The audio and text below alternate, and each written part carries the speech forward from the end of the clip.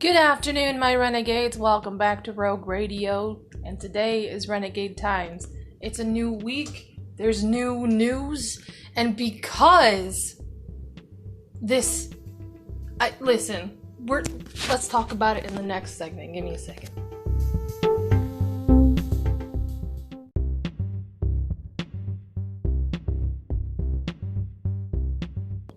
Listen.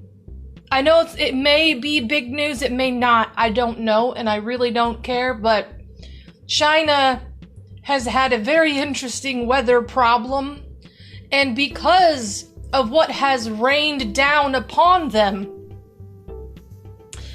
I choose not to read about it, just because I know there's gonna be pictures beside the text, and I have a very strong phobia of this insect. It was raining worms in China, and because of that, I will not read about it. No thanks. I want to stay in Toledo, where the water is radioactive and there's chemicals in the air. I mean, I would rather be here than in China right now.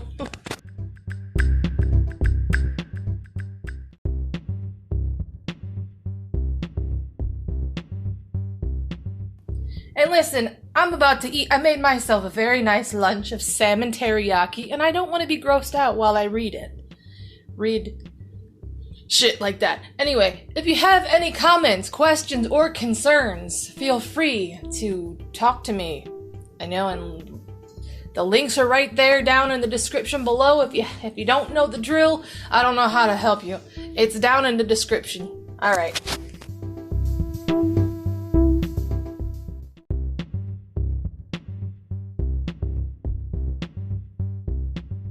And if the worms raining down on China does not gross you out, the politics will. It usually makes me sick to my stomach, so let's just do that first and get that shit out the way.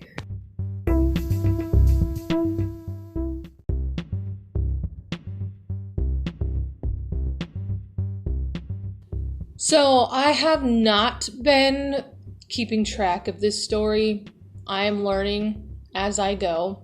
So, I do know that some of you are losing your money because certain banks have shut down.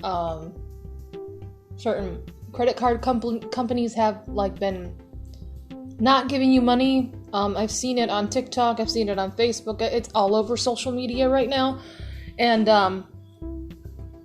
that fucking sucks.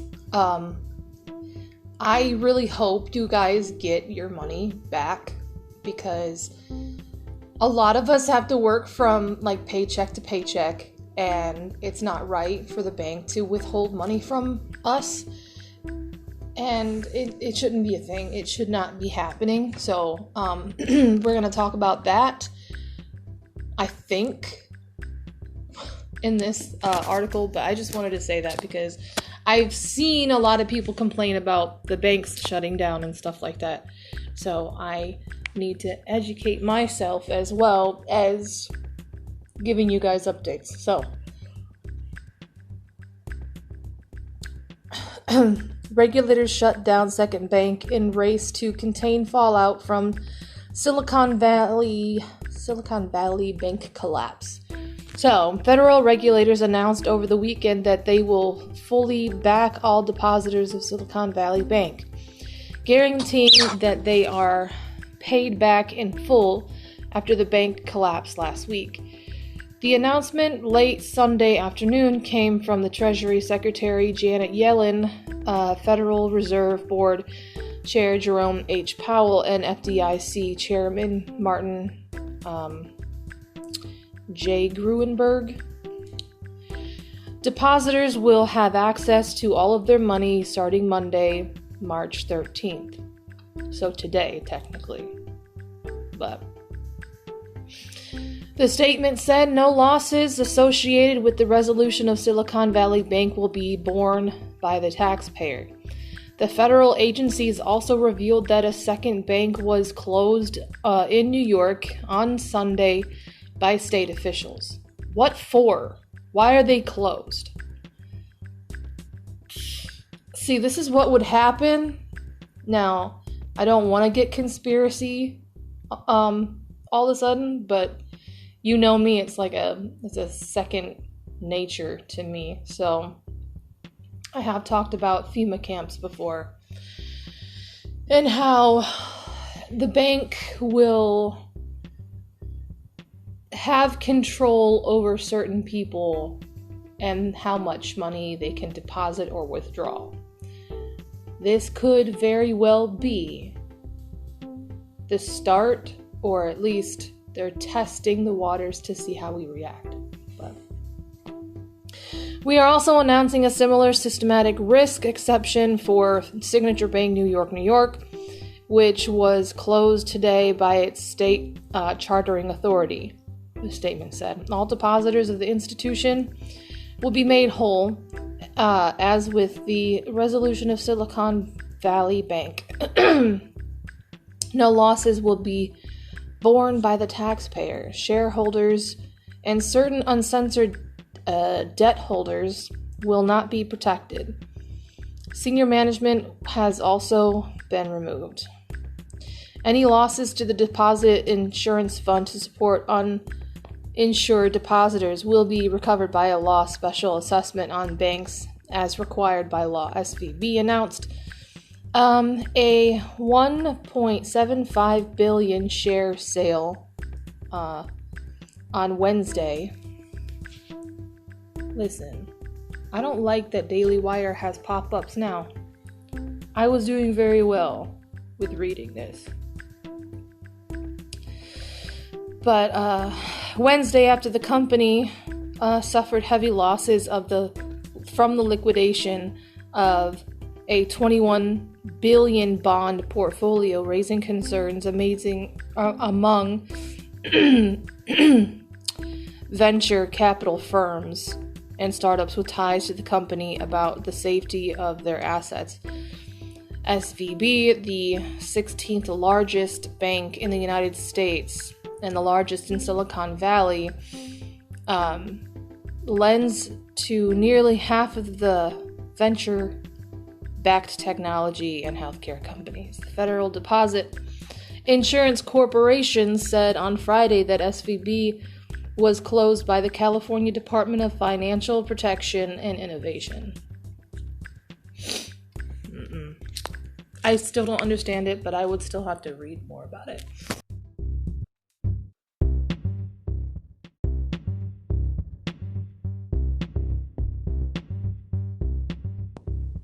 Do I really have to repeat myself? Do I really have to repeat myself? You know what? Listen, I'm not going to. Listen, all I'm going to say is this. On Daily Wire, there is a certain director. The director of Everything and Everywhere at Once supports kid drag shows, like inviting kids to drag shows. So, he's a pedophile. So, he says it's a threat to no one, and I really don't feel like repeating myself. I think y'all know what I'm about to goddamn say. I can't stand the vulgarity. Okay? If you're an adult and you want to enjoy drag shows, my opinion does not matter to you, alright? I would never be found dead in a drag show just because that's just not me. It's not my style. And two, whatever floats your boat. I can't tell you what to do. But when you invite a kid to a damn drag show where I know they perform with dildos, make sex jokes, and spread their legs very far and show everybody their ding-a-ling or their fake Barbie pocket, alright? How is that kid-friendly? Can you tell me? Can you tell me how that's fucking kid-friendly? Tell me. Tell me how. Honestly, you know how much I love the brain and how it works? And I'm not like a surgeon at all. But I would like to sit in. Hang on. I think the iron and the omega-3s in this fucking salmon is starting to kick in because I feel great. But I would love to sit down and watch a surgeon tell me how a man or a woman or a person like this and like how their brain works. I would love to know, how the fuck does your brain work on idiocy? Like, stop it. Stop grooming children. That's exactly what you're fucking doing. And I can't afford to have a rant today. I'm calm. Like, I'm fucking calm today.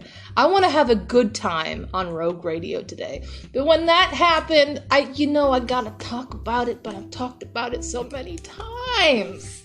So many times, damn it. It's like I'm a broken record, and I don't want to be a broken record here on Rogue Radio, so you know what? I'm just gonna keep scrolling and find a new fucking story.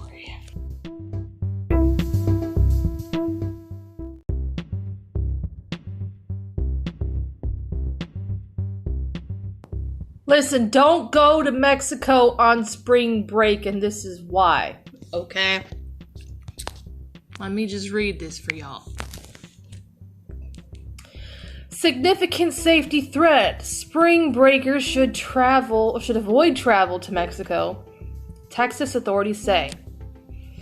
Texas officials strongly advise against taking a trip to south of the border for spring break this year, urging Texans to avoid travel to Mexico for the popular travel period and beyond. According to a Friday press release from Texas Department of Safety. So the Texas authorities warned residents to steer clear of Mexico amid the violence in the country. The travel notice comes just after 4 Americans were recently kidnapped in Mexico, with 2 ending up dead. Big cartel violence and other criminal activity represent a significant safety threat to anyone who crosses into Mexico right now, Texas Department of Public Safety Director Stephen McCraw said. Based on the volatile nature of the cartel activity and violence we are seeing here, we are urging individuals to avoid travel to Mexico at this time. In addition to this warning, federal officials urged any American citizen who doesn't heed their warning to register with the American embassy or consulate prior to traveling. While the travel advice comes at the beginning of the spring break season, the Texas DPS said the warning applies beyond the vacation period as well. The United States Department of State Travel Advisory on Mexico says violent crimes such as homicide, kidnapping, carjacking, and robbery is widespread and common, and also human trafficking, just letting y'all know. The department has do not travel warnings to 6 states, including Tamaulipas.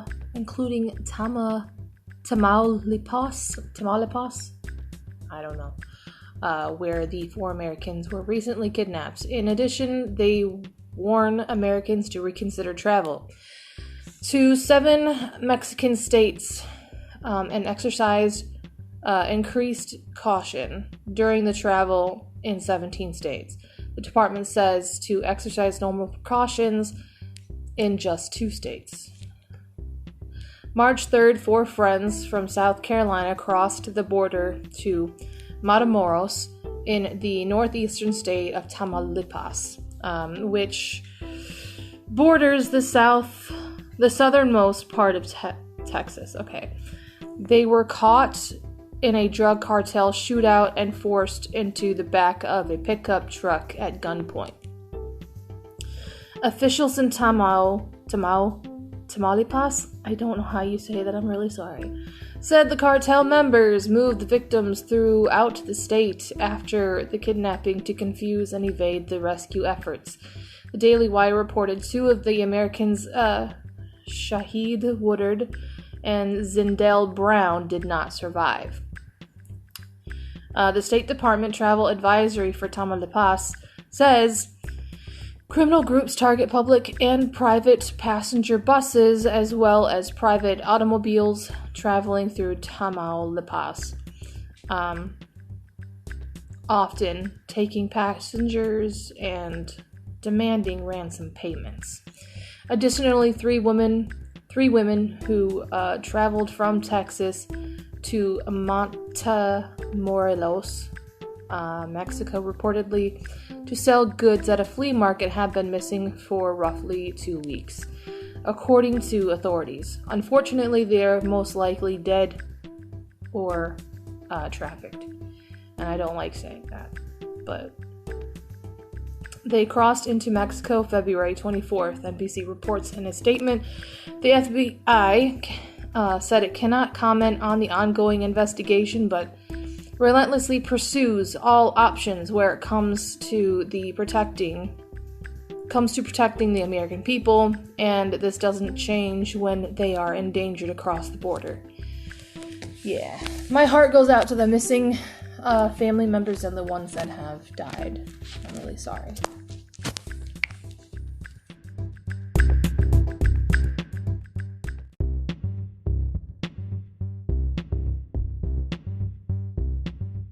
Okay, the last one we get to talk about is 419 to declassify all intel on COVID origins.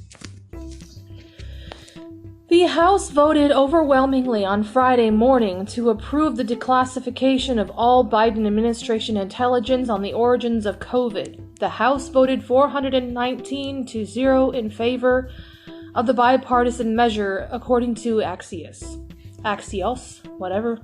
The Senate damn it, the Senate voted unanimous.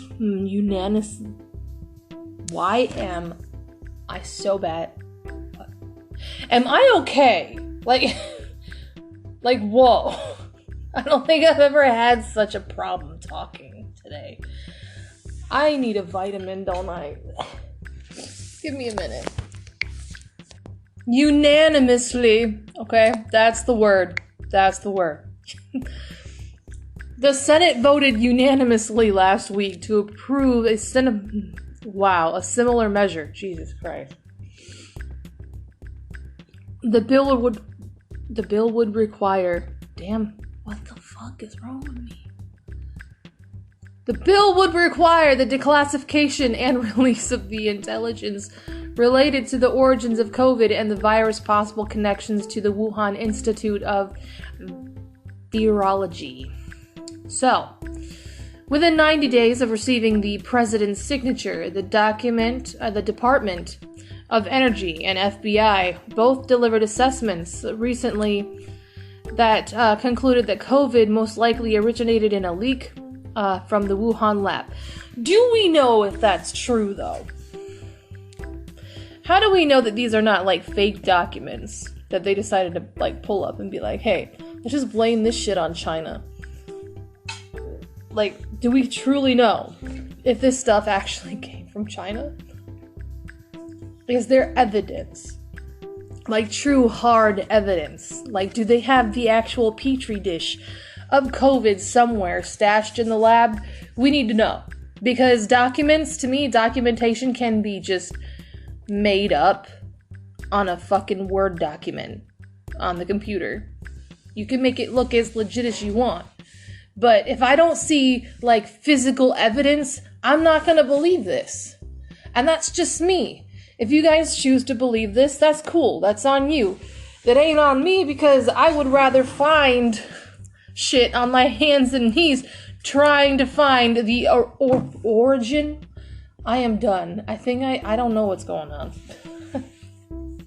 I would rather find it in the most craziest places, like the truth in the most craziest places, than to be handed a document and be like, yeah, take this at face value, don't think too much about it, and yeah, that's the truth. Like, no. No, not me. The theory known as the lab leak hypothesis and pursued by Republicans was dismissed as a conspiracy theory early in the pandemic by top medical and science officials, including former National Institute of Allergy and Infectious Diseases Director Anthony Fauci. I cannot trust him as far as I can throw him. And as far as I know, that man looks fucking tiny. I could probably crumple him up into a football and throw him like a spiral football. Maybe. I don't know what's wrong with me. Investigations into the origin of COVID have been hampered by China, which has rebuffed requests for information and access to the investigators. Beijing has floated that COVID did not originate in Wuhan at all, and instead is a creation of the U.S. military. See, I believe that more than anything, because biochemical terrorism is the most favorite toy of the government, the U.S. government, so I actually kind of believe China in this, man. I don't think it's China's doing. They're just blaming China because of something. I don't know.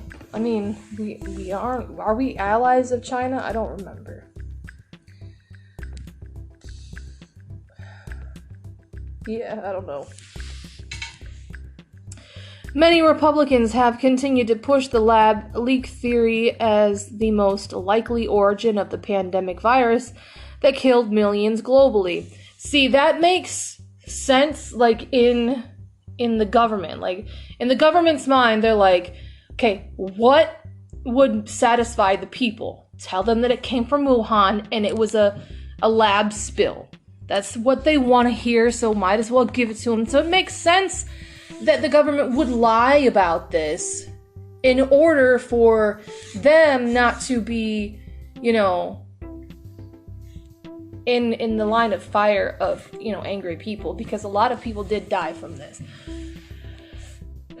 The American public deserves answers to every aspect of COVID-19 pandemic, including how this virus was created and specifically whether it was a natural occurrence was the result of the lab-related event, said Mike Turner, chairman of the House Permanent Select Intelligence Committee, according to the Fox News.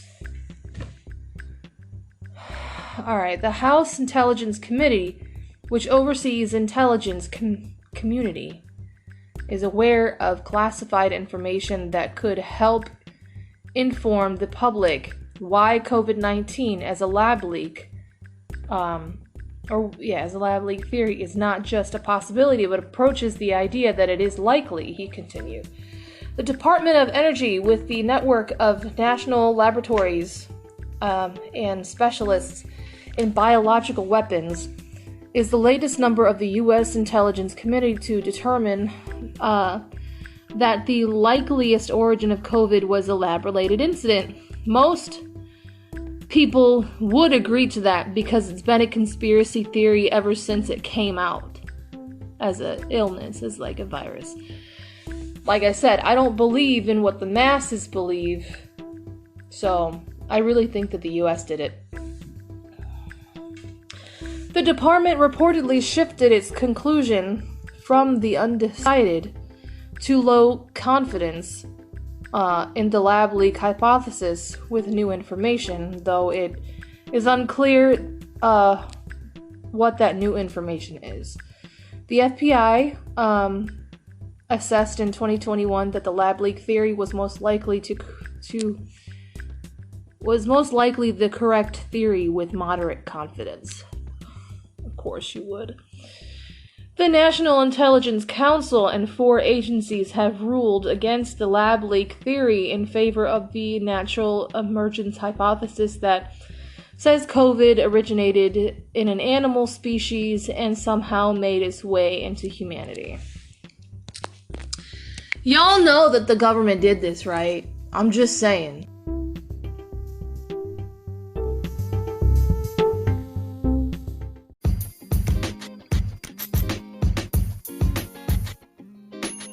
Hello, my renegades. Want to make a podcast? Spotify's got a platform called Spotify for Podcasters, and it's all for free, and you can edit from your phone or computer all in one place. No matter what your setup looks like, you can start creating today.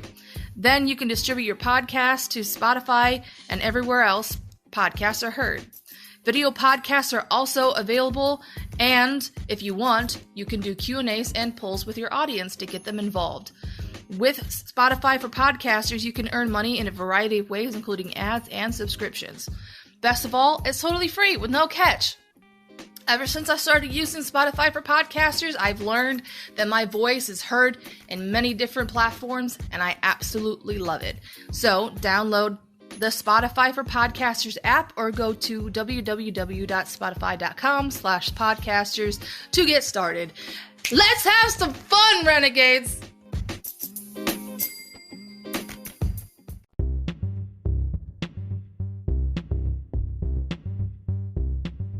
Okay, this is the random section. Let's go.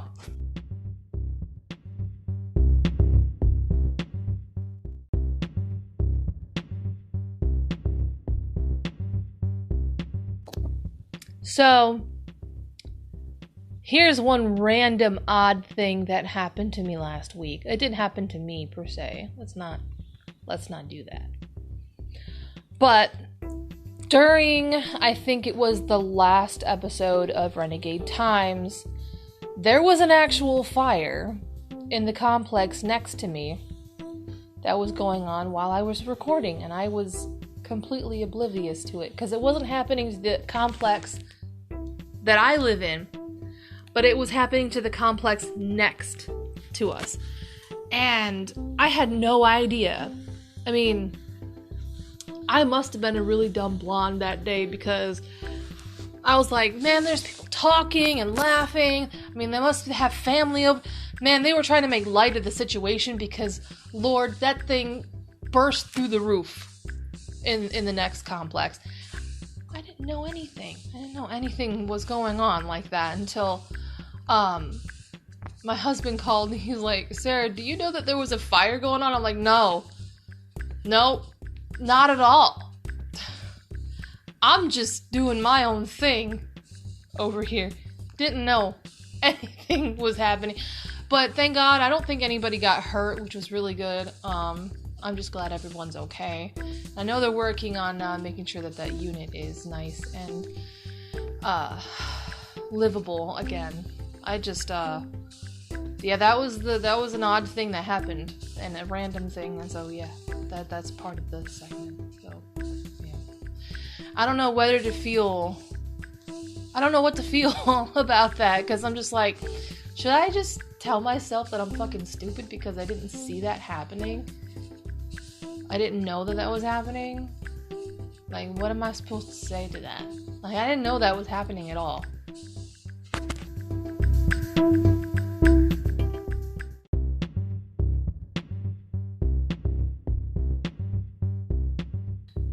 Okay, so here are the 6 signs that you are an extrovert who's perfectly happy being one. See, I'm an introvert, so I can't really relate. I am an introvert. I like my me time. I like being by myself and not being bothered by anyone and not bothering anybody. But that, everybody has their thing. So,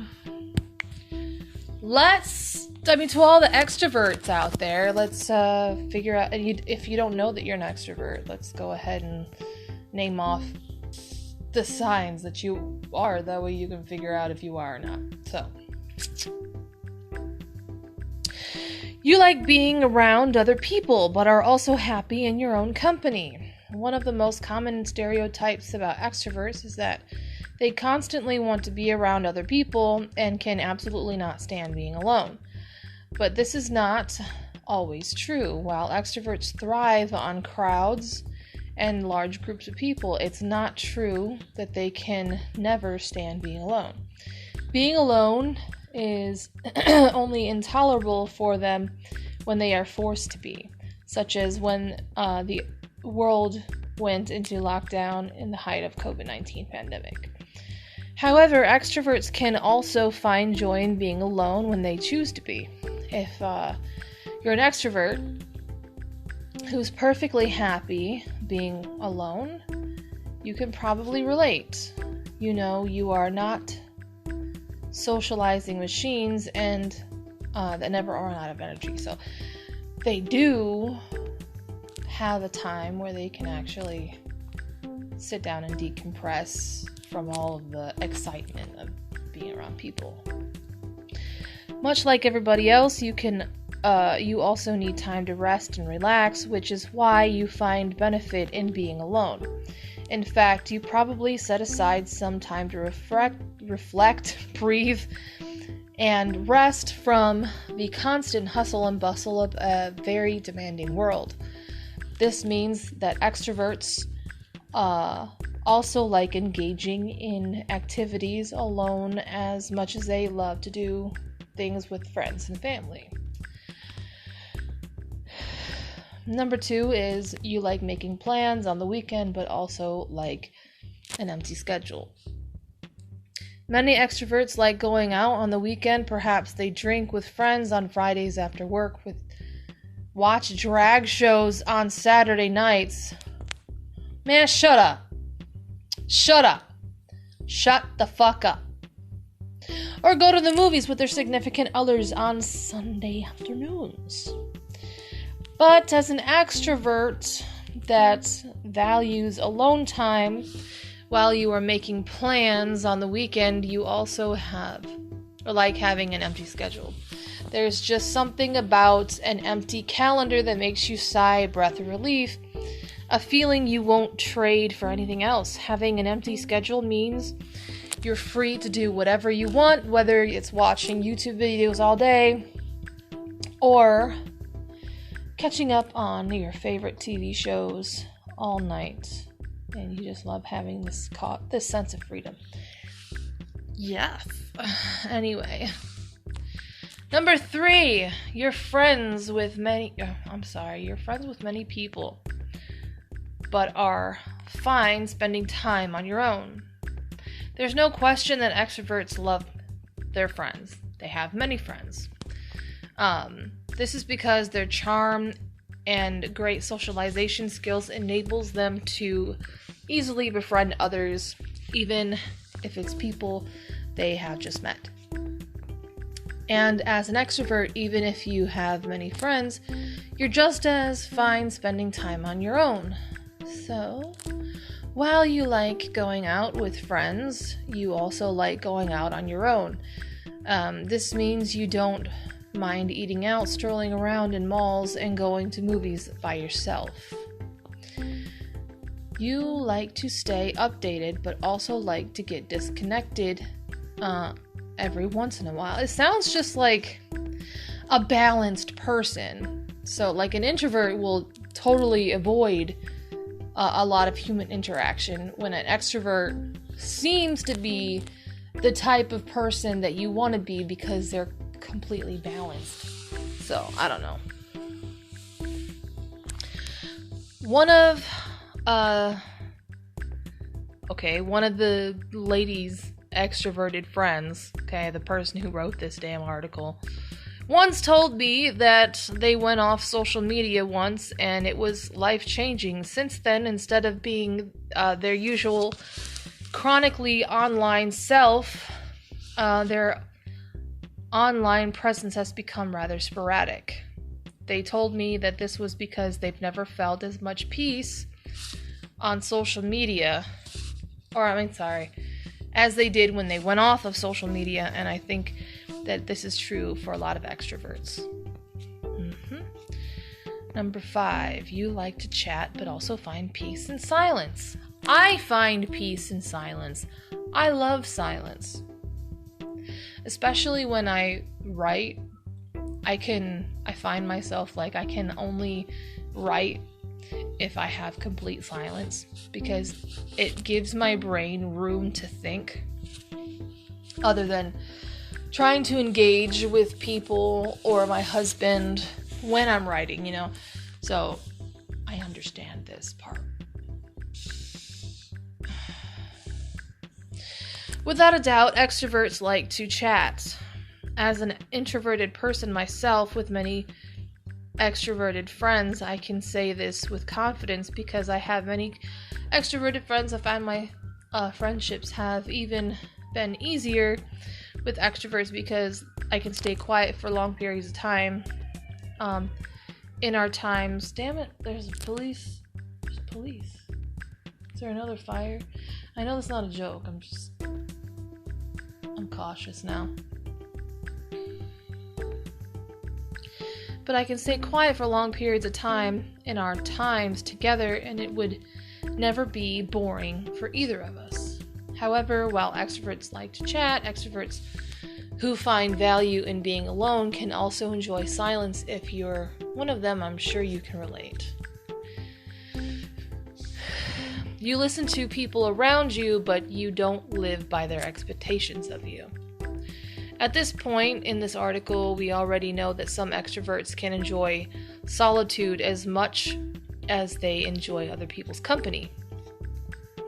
One of the reasons why is because solitude gives you a certain type of individuality, the kind that frees you from others' expectations. When we're with other people, whether we like it or not, they always have an expectation. This expectation is usually to entertain, break the ice at parties, or help others socialize. That's kind of a big expectation. That can be a burden to some people, man.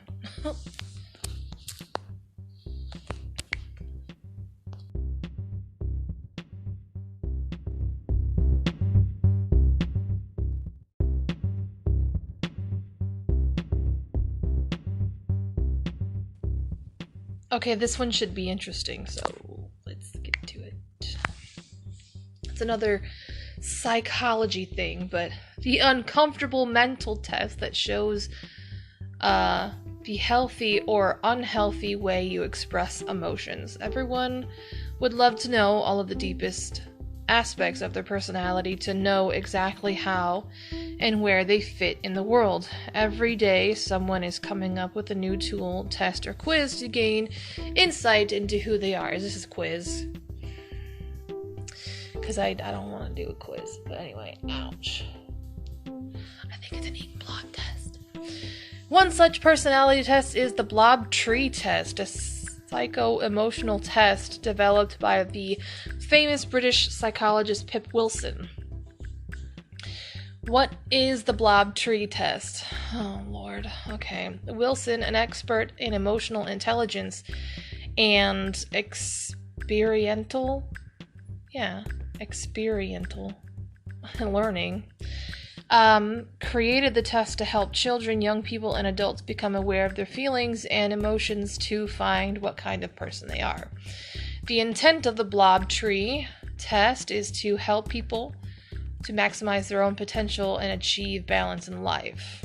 So, TikToker Moses, or Slow-Mo Cox, explains how the test is performed. Hang on. Cox starts by putting up a picture of the several blob figures sitting, laying, or dangling from around a tree. Each has a number ranging from 1 to 21 on their chests. The tree represents the familiar place or setting, such as school, your place of business, your family, or a group of friends. The blobs, on the other hand, are representative of various emotions and feelings. Viewers are instructed to pick two numbers, one that they like and another that they are not so fond of, and keep the numbers of each blob person selected on the top of your mind. Now it's time to determine what the numbers you choose mean. So what do your results mean? Cox explains that the results quickly show us that you might need to pause the video or take it all in, okay? Or take a look at the image below, then scroll to find out what your results determine. So I'm going to do this real quick. I'm going to pause and then I'm going to figure out which one that I like the best and which one that I don't. So the blobs that I chose, the one that I really liked was the one that was swinging from the tree, with like little handlebars. It wasn't a swing, but it was like, I don't know, they looked like handlebars, but he was like swinging on the tree. And that kind of reminds me of like my childhood. And then the one that I didn't like was way up at the top. He's sitting there, very bothered about something. He just doesn't look like he wants to be approached at all. He's not having it.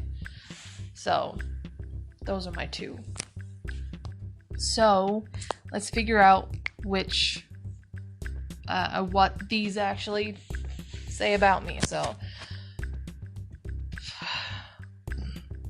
really you are picking the figures that you identify with and the ones that you would like to become in the future. So, though Cox breaks down to liking and disliking a figure, the blobs simply are indicative parts of ourselves we would like to improve on versus our ideal state. Oh boy, okay. Now I understand why it makes you uncomfortable. According to Cox, numbers 1, 3, and 6 mean that you are extremely determined. Numbers 2, 11, and 12, 18, and 19 tell you that you are the go-to person in your family, that you truly value the people that you love. Picking number 4 is a testament to how hard you are willing to work. You are not deterred by people who are smarter than you. Choosing number 5 doesn't bode well. It indicates that you may be tired often. He attributes to fatigue the fatigue to possible health or emotional issues. People who pick 13 or 21 tend to keep to themselves and are considered the loner of the groups they are in. They are afraid of being around others. God damn it. It's true though. Yeah. Wow. Okay, number 8. I'm still looking for number 9. They haven't done number 9 yet, but number 8s are dreamers and have an active imagination. They are creative and always come up with new ideas that everyone can get excited about. People who picked 10 or 15 don't need much to be content. They are happy with what they have and find value in simple things. Number 14s, according to Cox, are depressed and emotionally drained. The image he shares suggests that they need to find support in people around them. Selecting 20 means that you are a natural-born leader and high self-esteem. You have high self-esteem. People listen to you, but Cox warns against the tendency to keep them at arm's length. They haven't done number 9. I'm going to have to figure out what number 9 means. But number 16s tell you that you are provided with one-sided support, while 17s are the ones that want to be spoiled. Lastly, number 19s are generally happy people with a positive outlook on life. They tend to focus on the good and let go of negativity. So what is the blob tree? Significance of the blobs, you might ask. Okay. Fairly simple and goes back to the first method of understanding the world, body language. The blob people are non-distinct with no gender, age, race, or ethnicity. Because of that, everyone can identify with what their positions are saying without considering their biases. So, the blobs symbolize deep emotions without using a single word. They are not right or wrong, rather they are feelings left to the interpretation of whoever is perceiving them. The emotions that come will be different from person to person, and rightfully so. They are meant to bring forth discussion, allowing us insight into one another. Depending on who you talk to, you will find varying interpretations of the body language exhibited by the blobs. And that's exactly what the point is. That was really cool. So, I think I missed number 9, so I'm going to go up and see if I missed number 9. Because number 9 is so cute. I want to know. Like, so it's 2, 11, 12, 18, 19, 1, 3, 6, 7, 4, 5, 13, 21, 10, 15, 14, 20, 16, 17, 19. Yeah, no, they didn't do any 9. So I'm going to have to go find out what number 9 means. So I'll be right back.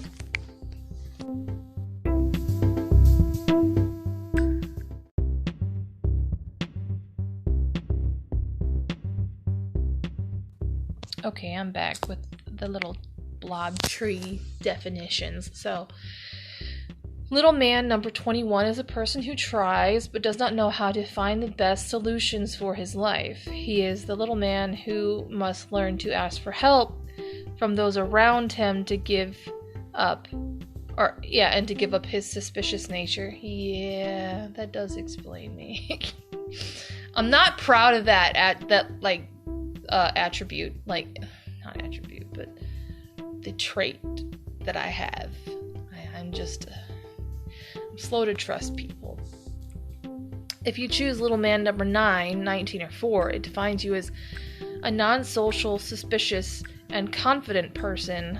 The number 19 man can have narcissistic inclinations.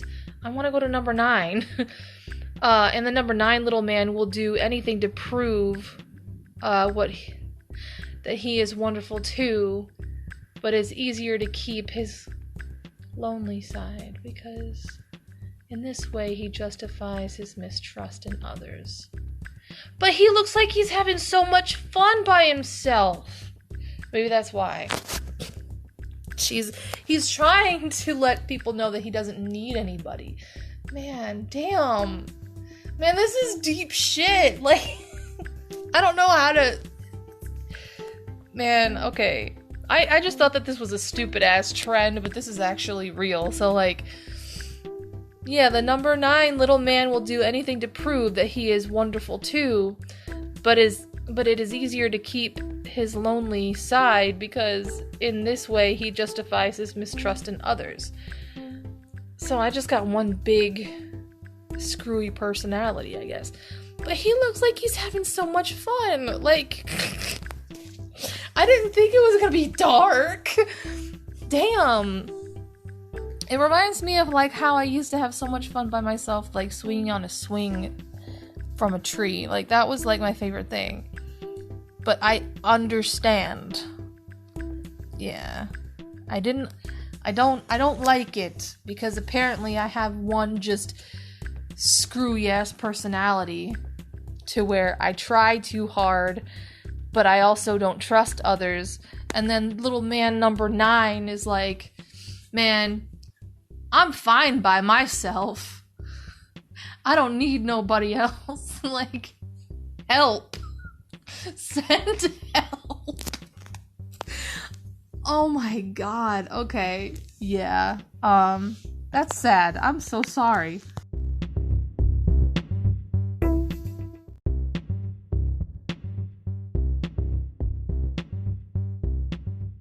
Oh, and just a heads up, Rogue Radio, every season gets a makeover. So, if you see thumbnails that are completely different from the color scheme previously, it's because I have changed into a new season. We are on episode, I think, 60 in season 3. This is the 3rd season of Rogue Radio. So keep a lookout, because I've been real busy thinking up of a new color scheme for Rogue Radio, just to keep things fresh. So, yeah.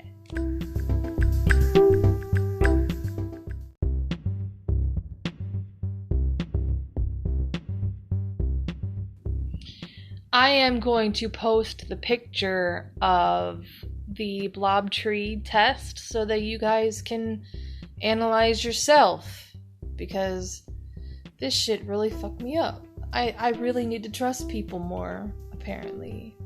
And you know, love on people more. Yeah, okay. Yeah, I'll see you in the trenches next time. Thank you so much.